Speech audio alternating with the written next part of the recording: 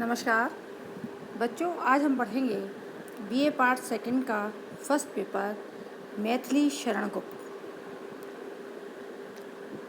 मैथिली शरण गुप्त एक परिचय। महावीर प्रसाद द्विवेदी युग के शीर्षक कवि थे। मैथिली शरण गुप्त उन्होंने महावीर प्रसाद जी के आशीर्वाद से काव्य में प्रवेश किया और उनके प्रोत्साहन से कविता लिखी। प्रथम कविता हेमंत 1905 में सरस्वती में प्रकाशित हुई। 60 वर्ष के लंबे कवि जीवन में 40 मौलिक, 6 अनुदित ग्रंथ लिखे और कुछ फुटकर कविताएं भी लिखी।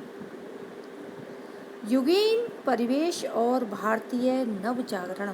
मैथिली शरण गुप्त आधुनिक हिंदी काव्य जगत में राष्ट्रीय सांस्कृतिक चेतना के प्रतिनिधि कवि हैं।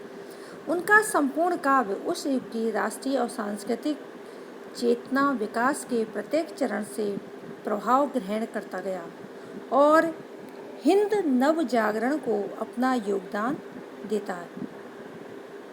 आधुनिक हिंदी काव्य चेतना। जनमानस में राष्ट्रीय चेतना जगाने के लिए और वर्तमान दुर्दशा के कारणों को जानने के लिए मैथिली शरण गुप्त ने अतीत के वैभवशाली भारत का चित्र अपनी कविताओं द्वारा प्रस्तुत किया है। गुप्त जी की आधुनिक काव्य चेतना पर नवजागरण की नारी संबंधी विचारधारा का बहुत ही गहरा और व्यापक प्रभाव दिखाई देता है। अगला आता है मानवतावादी दृष्टिकोण। आधुनिक युग में मनुष्य का विश्वास अलौकिक शक्तियों पर से हटता गया, क्योंकि विज्ञान ने मनुष्य के सामने यह स्पष्ट कर दिया कि अलौकिक शक्ति एक कल्पना मात्र है। आस्था का केंद्र मनुष्य ही है और मनुष्य स्वयं अपना भाग्य विधाता है। अमर जो न कर सके उसे नर कर सकते हैं। व्रत साधन पर अमर भला कब मर सकते हैं। विकास के पथ पर आगे बढ़ने का संकल्प लिए मानव आज उस संकल्प की पूर्णता की ओर अग्रसर हो रहा है। हिंदू हो या मुसलमान हो, नीच रहेगा फिर भी नीच। मनुष्यत्व सबसे ऊपर है, मान्य मही मंडल बीच।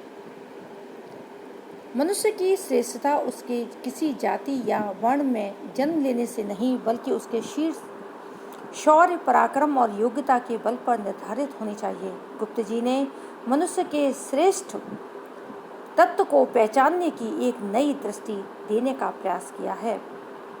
अगला आता है राष्ट्रीय भावना और समाज सुधार का स्वर।